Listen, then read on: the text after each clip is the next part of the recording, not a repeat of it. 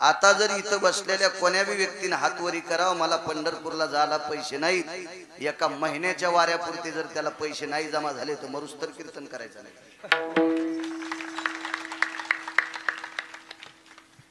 त्याच्यात चपला सांभाळी. नुसतं म्हणा मला पंढरपूरला जायचंय, पण त्यानं इमानदारीनं पंढरपूरच्या वारीलाच पैसे खर्चा. बायकोच्या फेरंदवलीसाठी नेऊ नको सुंबळ्या.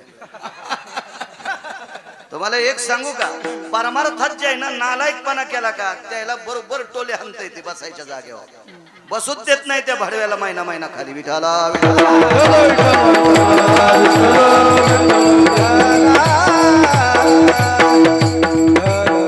या दोन लोकांच्या नादीच लागायचं नाही. एक काशीतले मालक आणि एक पंढरपुरातले मालक, हे दोघं मिळून विश्व चालवतात. आपल्याला संसार चालिता येत नाही. एक एक पपेची माय. विश्व चालवायची ताकद या दोघात आहे. कशाला त्यांच्या विरोधात जायचं? सगळी सत्ता त्यांच्या ताब्यात आहे. वारीला जायला पैशाची अडचण असेल सज्जनो, या काळात वारीसाठी कोणी नाही म्हणणारा माणूसच नाही. जेवणाची अवस्था, खांद्यावर जर भगव्या रंगाची वारकऱ्याची पताका असेल आणि रस्त्यात एखाद्या 500 एकरवाल्या बाईला सांगितलं माय भूक लागली मी वारकरी आहे, तिला जेव घालायला दाशा असत्या पण वारकऱ्याला 2 पोळ्या टाकून देईल, इतकी या महाराष्ट्राच्या मातीची भक्तीचा सुगंध आहे. ज्ञानोबाराय तुकोबारायच्या भक्तीचा सुगंध आहे. म्हणून त्या मालकाचं मुख बघण्यासाठी अडचण काहीच नाही. गरीब असेल श्रीमंत असेल कोणी असेल त्याच्यासाठी सोपं आहे. पाहता श्रीमुख गोविंदाची आहे कसा रंगनी रांगत गुलगुला बोलत. तो अत्यंत कोमल आहे. रांगतोय ती आरती लहान आहे. चारवाकांनी प्रश्न केला. चारवाक कोणाला म्हणायचं माहितीये का? जन्माला आपल्यात येतात, आपल्या सोबत राहतात, आपल्या सोबत मोठे होतात, आपल्या सोबत जेवतात आणि आपलं चिचकितात. या भडव्यांना चारवाक म्हणायचं. अशा चारवाकांनी प्रश्न केला का चिमुकला देवे रांगणार आहे, लहानच आहे, त्याचं मुख बघितल्याच्या नंतर दुःख जातंय का? तर महाराज म्हणले अरे लहानपणी आसुर रुळत चरण तळ काग बगरिठा मारिली बाळपणी अवघी दैत्य खाणी बुडविली. मोठी मोठी राक्षस त्यांनी बालपणात संपून टाकले. त्याच्या लहानपणाचा आणि मोठेपणाचा काय विचार करायचा? नामा म्हणे हाती लोनियाचा उंडा गवळणी त्या तोंडा भुललिया. त्याच्या मुखाला बघितल्याच्या नंतर वेदाच्या श्रुती, सूर्याच्या किरणाचे कीळ, चंद्राच्या शीतल प्रकाशाचं तेज ज्यांच्या पायावर लोळते अशा गोपी ज्याच्या मुखाकडे बघून बोलतात ते रूप किती सुंदर असेल. हा साधा सोपा सरळ अभंगाचा अर्थ झालं कीर्तन. विठाला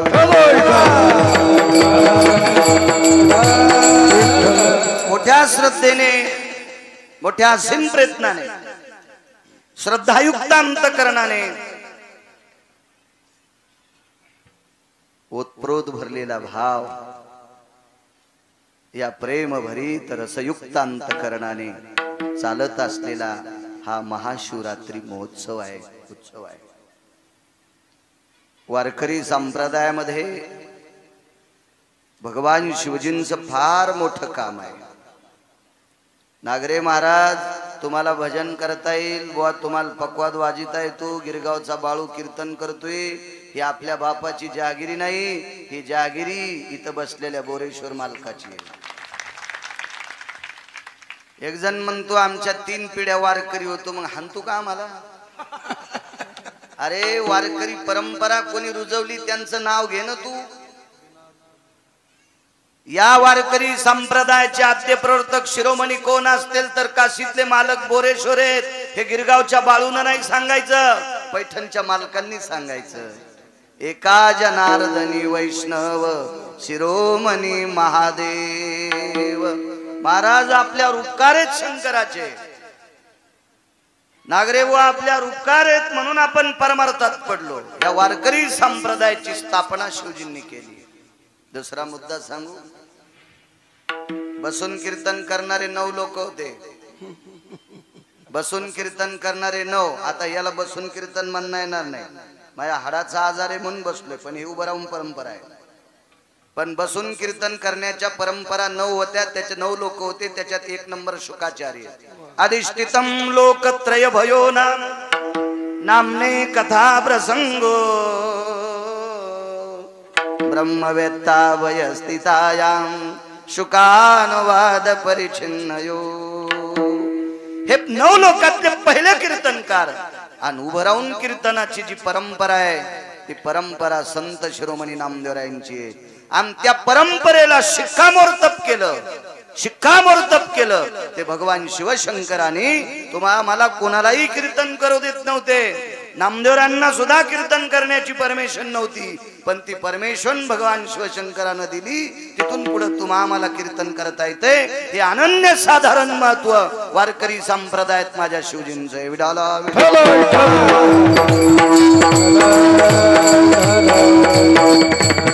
आणि त्या शिवजींचा हा शिवरात्री उत्सव आहे. माणसांपेक्षा मावल्यांना सांगतो, 60-65 वर्षाचं आयुष्य जरा व्यवस्थित जगा. शेळ्या मेंढ्यासारखं जगू नका. ज्ञानोबाराय तुकोबाराय सांगतील ते ऐका, भंगिऱ्याच्या मागे लागू नका. शिवरात्रीचा पर्व काळ किती मोठा आहे. आपल्याकडे 29 उपवास आहेत फक्त, आणि 30वा उपवास सोमवार सांगितला, तो 1 टाइम जेवून. पुराणाच्या प्रभेदात प्रदोष नावाचा एक उपवास आला, हा 31वा. याच्या व्यतिरिक्त एकही उपवास वारकरी संप्रदायानं सांगितलेला नाही. 24 एकादशी आणि 5 पर्वण्या आहेत. त्या 5 पर्वणीपैकी महाशिवरात्र नावाची एक पर्वणी आहे. महाशिवरात्री पर्वणी आहे. आणि सोमवार हा एक उपवास आपल्याकडे 1 टाइम जेवण आहे. बाकी तुम्ही काय काय धरता, कोणाचं ऐकून धरता, तुम्हाला कवडीचं पुण्य नाही. विठाला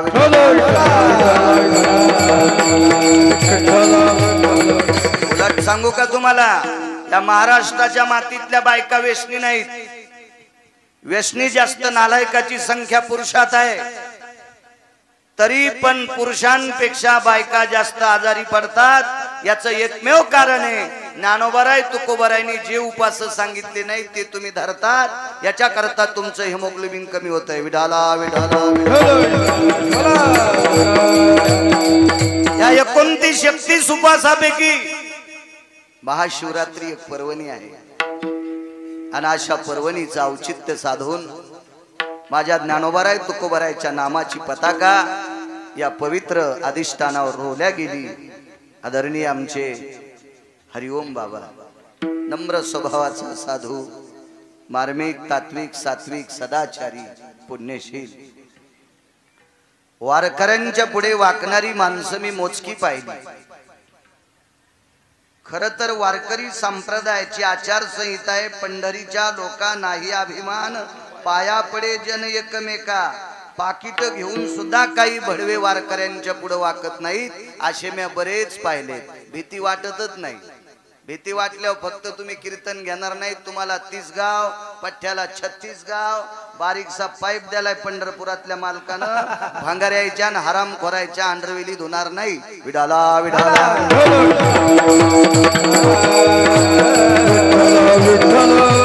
वाकणं हा वारकरी संप्रदायाचा धर्म आहे.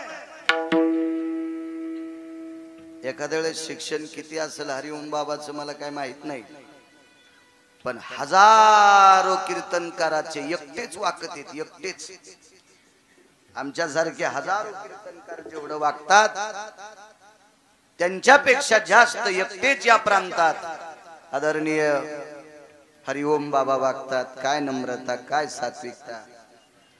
राजे हो, असे सात्विक लोक यांच्यात देवाचा अंश असतो.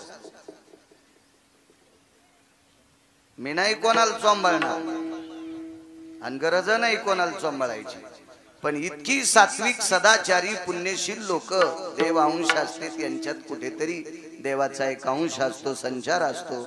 आणि म्हणून एवढं मोठं कार्य नुसत्या झोळीवर होते. ही काय तुमची आमची गोष्ट आहे का?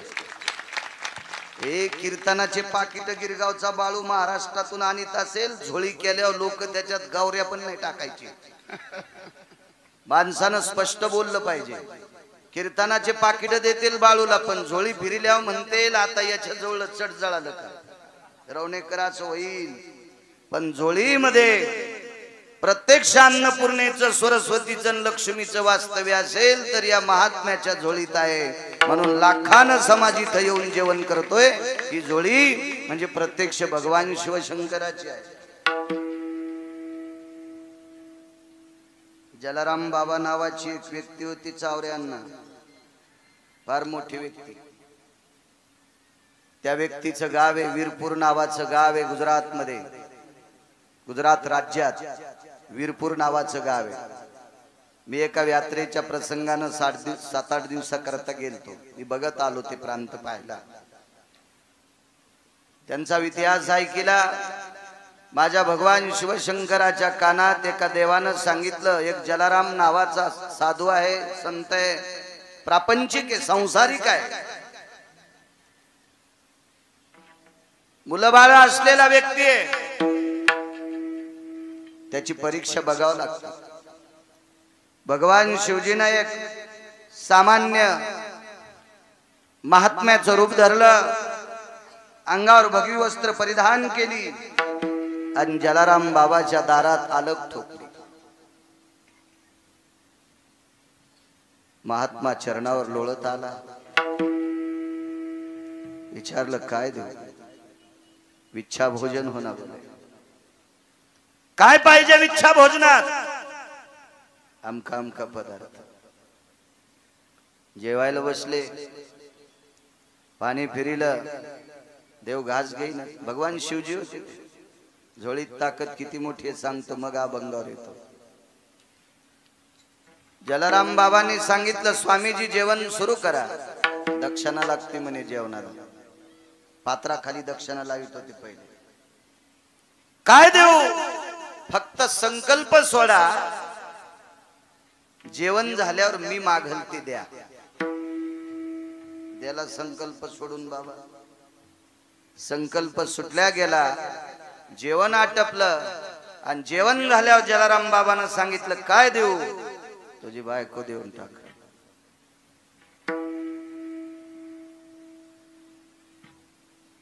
सामान्य मागणे.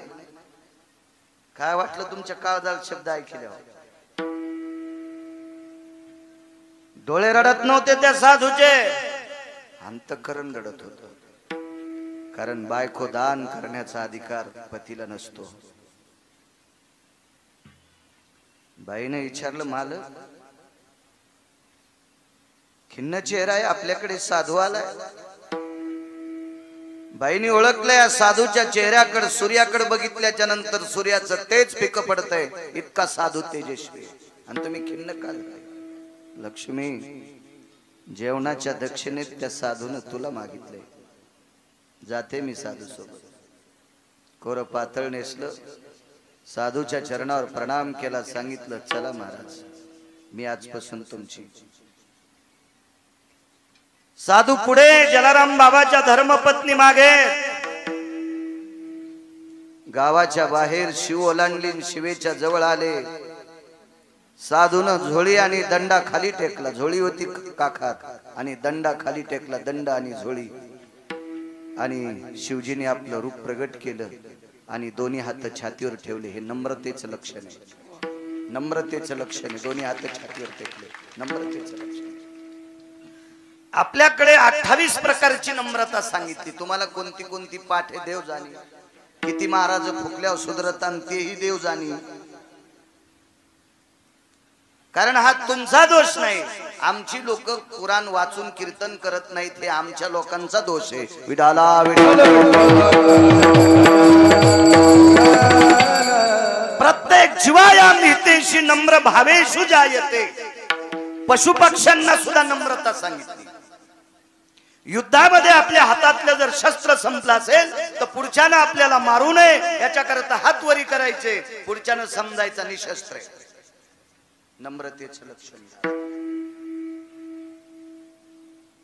दुसरं नम्रतेचं लक्षण हात जोडणे. तिसरं नम्रतेचं लक्षण लोटांगण घातले. चौथं नम्रते, मागे पुढे सांगायलो, चौथं नम्रतेचं लक्षण हात जोडायचे नाही, काहीच नाही. नम्र स्वभावानं मान खाली घालायची. आणि अधिकारी लोकांना सामान्य माणसाला हात जोडता येत नाही, म्हणून ते अंतःकरणाने नमस्कार करतात. हृदयावर दोन्ही हात ठेवणं हे नम्रतेचं लक्षण आहे. जनावरातलं सांगू तुम्हाला, एक कुत्र दुसऱ्या गल्लीत गेलं आणि त्या गल्लीतले कुत्रे जर तयार असले तर याला जर बोचकारीत असतील तर यानं नम्रतेचं लक्षण, यानं कष्टा घालायचा. कष्टा कळाला का तुम्हाला? दोन्ही पायाच्या मधात शेपूट घातली की हे ते कुत्रे याला चावत नसतात. हे नम्रतेचं लक्षण आहे. माझे भगवान शिवजी विश्व ज्याच्या ताब्यात आहे तो जगाचा बाप आहे. दोन्ही हात छातीवर ठेवले, मान खाली घातली. माय,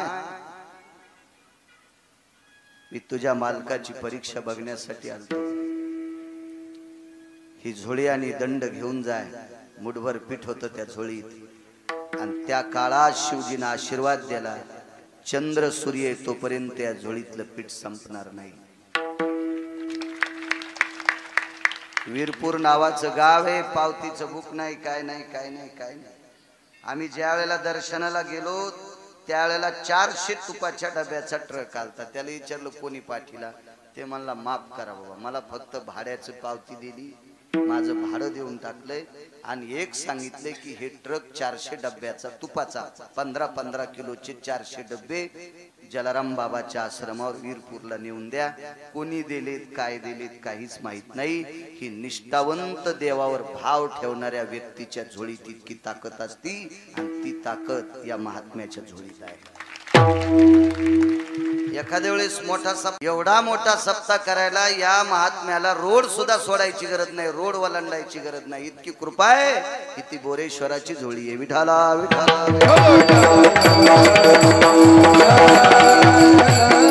उपस्थित हरिभक्तीपरायण मृदंगाचार्य भागवत महाराज आहेत. महाराज तुम्हाला प्रणाम. आदरणीय हरिभक्तीपरायण चावरे अण्णा आहेत, त्यांनाही प्रणाम. दुसरे बाबा आहेत, त्यांना सुद्धा प्रणाम. गान क्षेत्रातली गान कोकिळा, गान गंधर्व, अत्यंत कोकिळ कंठी ज्यांचा स्वर आहे असे आमचे प्रकाशजी महाराज नागरे. गोड आवाजावर त्यांचं दमदार वजनदार प्रभुत्व आहे. महाराज तुम्हाला सुद्धा प्रणाम. रूपवाळी ऐकत असताना असं वाटत होतं की 30-35 वर्षाचं पोरग रूपवाळी म्हणतं का काय. पण ज्यांचा आवाज ऐकल्याच्या नंतर त्या जिभेवर प्रत्यक्ष गंधर्वाची कृपा असावी. वयाचा टप्पा ओलांडला तरी अत्यंत वारकरी पद्धतीत गोड अशी रूपवाळी, अशी लहरबाज ऐकायला येत होती. असे आदरणीय हरिभक्तीपरायण पाले महाराज आहेत. महाराज तुम्हाला सुद्धा प्रणाम. चोपदार आदी करून सर्व मंडळी, मस्तक माझा पायावरी या वारकरी संतांच्या पंचकृषीतून आलेले भगवान बोरेश्वराचे, भगवान ज्ञानोबाराय तुकोबारायचे, नामदेवराय चोखोबाराय, नाथबाबा सावता महाराजांचे, ही सगळी ही भक्तगण मंडळी, वयोवृद्ध तपोवृद्ध ज्येष्ठ श्रेष्ठ ही सर्व आलेली पुरुष मंडळी असेल, माझ्या मायमावल्या असतील, माझ्या आळंदीतल्या मालकाच्या उकोक्तीनुसार गिरगावकराचा तुमच्या चरणी नाक घासून प्रणाम. विठाला विठाला.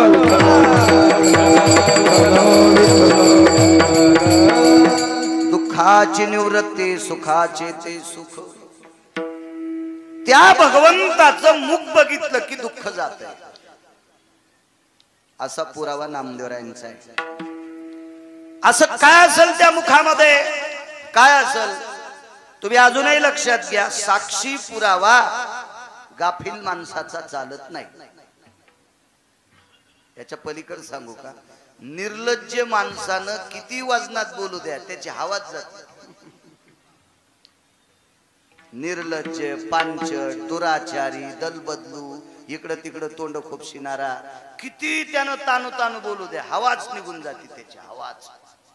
कारण एखादी परंपरा राबवण्यासाठी त्याच्या पाठीमागं वजन लागतं. ज्यांनी 75 वर्ष पायी वाऱ्या केल्यात, दम लागतोय तरी पण, अशी लोक सुद्धा भर पावसात छत्री न घेता कीर्तनात उभी असतात.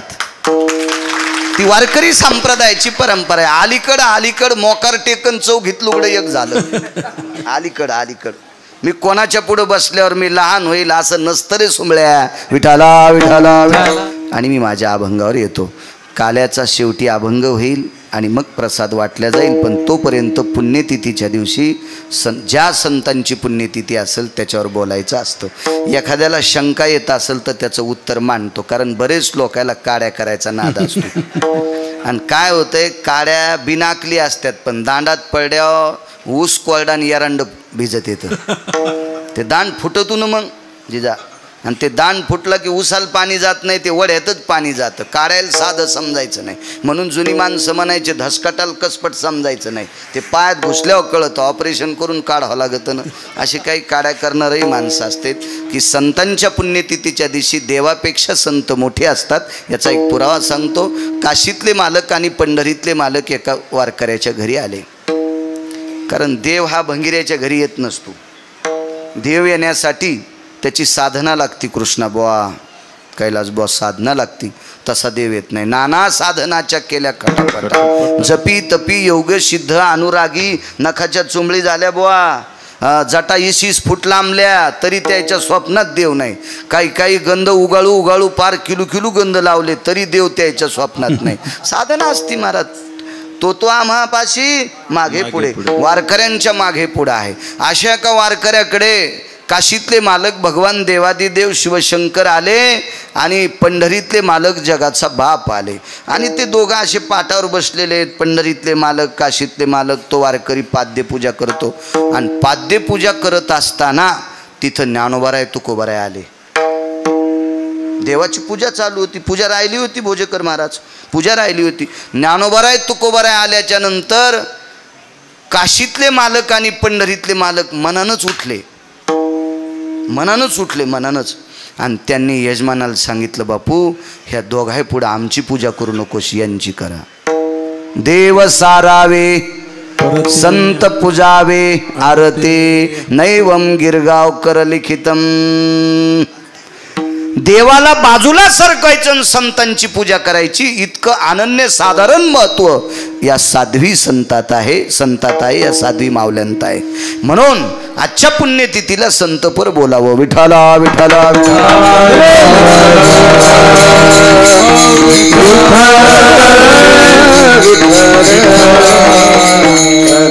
काय त्यांचा महिमा वारंवार. असं काय असेल की संतांच्या बाबतीत निळोबाराय आश्चर्यकारक शब्द वापरतात. मी किती वर्णन करू, काय वर्णन करू, काय सांगू.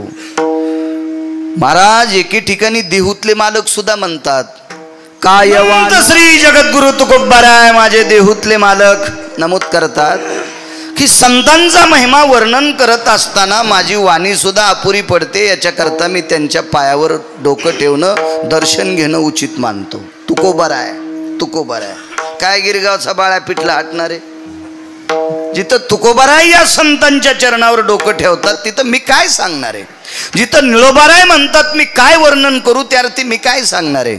तुम्ही मला आशीर्वाद द्या. आणि साध्वी मातोश्री पूज्यश्री माऊली मला आशीर्वाद देत्याल, त्याच्यावर मी बोलेल. एवढा मोठा संतांचा अधिकार या साध्वी माऊल्यांचा अधिकार आहे. रस्त्याने भोजेकर महाराज दिंडी चालली. करा थोडा कडक आवाज करा. दिंडी चालली. ती दिंडीच होती. काही दिंड्यांना दिंड्या म्हणताना पण लाज वाटते. त्याच्यात हलकी वाजती, बया नाचत्या. मी पाहतो ना सोहळ्यात जातो, मला चालायला काही त्रास नाही. त्याच्यामुळे मी चालत असताना बघतो ना काही मस्तळलेली दिंडी मालक, त्याच्यामध्ये डफडं वाजतं. डफडं सूत्र ऐका. काशीतल्या मालकांनी वारकरी संप्रदायात आरक्षित केलेलं वाद्य पकवाज आहे. या पवित्र भारत देशातला, महाराष्ट्राच्या मातीतला टोकाला गेलेला मृदंगाचार्य असे 200 एका बाजूला बसवून एकच हलकी एका बाजूला ठेवा.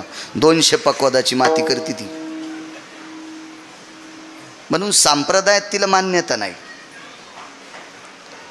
कधी कधी पायाला त्रास असल्यामुळं मी पुढे पुढे असा चलवतो, कधी मागे कधी बाजूला. तर ते पाहण्यात येतात त्या हलक्या वाजताना. त्या हलक्यावर इतका डान्स बायासुद्धा करतात. त्या हलकीवर दिंडीत नाचणाऱ्या माणसांना बायांना कोणत्या नरकात टाकावं मला वाटतं यम सुद्धा विचार करीत असेल. त्याच्यासाठी एक स्वतंत्र नरक तयार करायचा. कशाला दिंडी म्हणायचं? त्या दिंडीतला एक क्षण सुद्धा अधिकारी लोक वाया जाऊ देत नाहीत. बघा काही काहींच्या दिंड्या अशा, त्या दिंडीच्या कडेनं रुमाल बांधून चलत असताना असं वाटतंय आकाश सुद्धा हलायलंय. इतका त्या टाळांचा कुळघुळाट, ते त्यांचे स्वर, ते अभंगाच्या पडलेल्या त्या शेन्स, त्याच्या त्या गोडशा अशा लहरी, त्या लहरीनं आकाश दुमदुमून जातं. ते निष्ठावंत वारकऱ्यांच्या दिंड्या. अशी एक निष्ठावंत वारकऱ्याची दिंडी चालली आणि ती दिंडी गावाच्या कडेनं जात असताना गावाच्या कडेला एक केर टाकायचं ठिकाण, त्याला आपण उकांडा, उकिरडा, शुद्ध भाषेत उकिरडा, आडनाव नाही बरं, तुम्ही उकिरडे येत, हो उकिरडा किंवा उकांडा असं म्हणतो आपण. असा आहे त्या उकंड्यावर बाबासाहेब पाटील केर टाकण्यासाठी या महाराष्ट्रातली 3 दिवसापूर्वी लग्न झालेली पोरगी गेली. सात्विक होती ती भोजेकर महाराज, तात्विक होती, सदाचारी होती, पुण्यशील होती. आताची पोरगी 3ऱ्या दिवशी पुंजा टाकायला उकंड्यावर जाईल आणि तिला जर धाडलं तर ती बिना एसटीनंच माहेरात जाईल. मला नाही राहायचं म्हणेन, मला 3ऱ्या दिवशी पुंजा टाकायला लावलाय. हो तुला बाजावर बसून तुही सासू आरती करीन. तुही सात्विक घरातली मुलगी, काय त्यांचा महिमा सांगतोय. या समाधीतल्या साध्वी आश्रमातांचा महिमा किती मोठा याच्यावर बोलतोय. कसं होतं, ज्याच्या गावाला गंगा त्याच्या गुडघ्याला सांगा. महाराष्ट्रातल्या लोकांना ही अधिकारी लोक गेल्यावर कळतात, आधी कळत नाहीत. ही शोकांतिक आहे. विठाला विठाला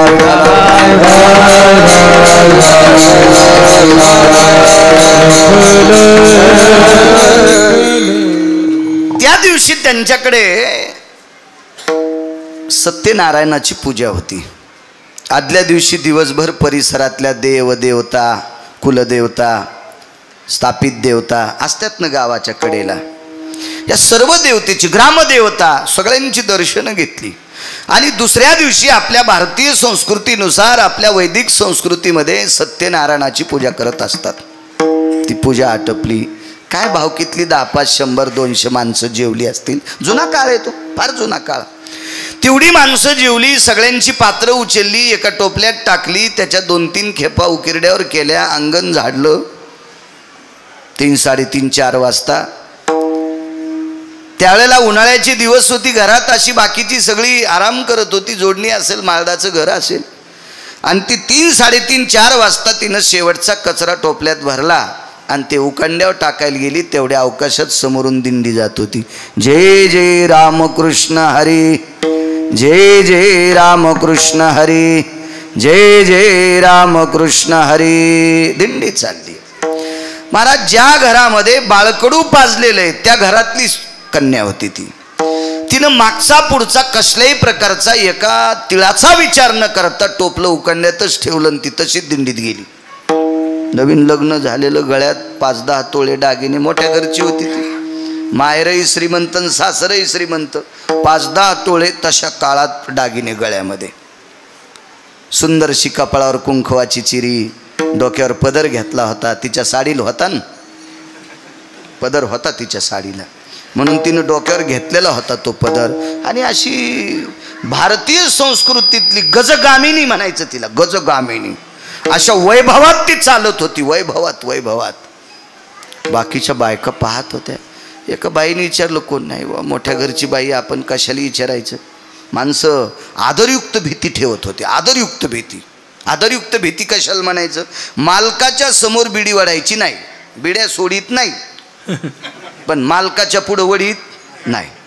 हो, मालकाच्या पुढे तंबाखू खायची नाही. माझ्या लहानपणी बरेच गडी मालक पुढून आल्यावर तंबाखू खाली सोडून देत होते. आता चांगली चांगली माणसं चालू भजनात तंबाखू घोंगडी खातात. ही प्रगती आहे परमार्थाची. ही आपल्या मराठवाड्यातली प्रगती आहे. ही गोडवा आहे आपल्या संस्कृतीतला. काय विटीवरच्या मालकानं आपल्यावर कृपा करावी. विठाला विठाला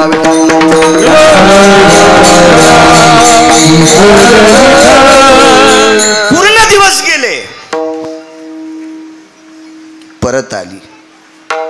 महिना महिना श्रावण होता बरं भोजेकर महाराज, श्रावण मास होता, श्रावण मास. आणि त्या श्रावण मासात मी अगोदर बोलून गेलो तुम्हाला उन्हाळा,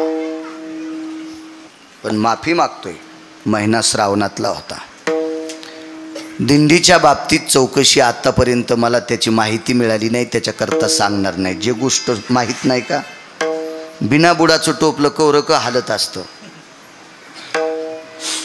भास्करांना, त्याच्यामुळे टोपल्याला बुड असलं पाहिजे, बुड असलं पाहिजे. आपल्याला माहिती नाही, एखाद्याने विचारलं ती कोणाची दिंडी होती तर हवा निघणं, त्याच्या दिंडी होती इतकं माहिती. त्या दिंडीचे प्रमुख कोण होते, त्या दिंडीतले महाराज कोण होते. महाराज अशा पवित्र साधूच्या दिंडीत गेल्याच्या नंतर हिला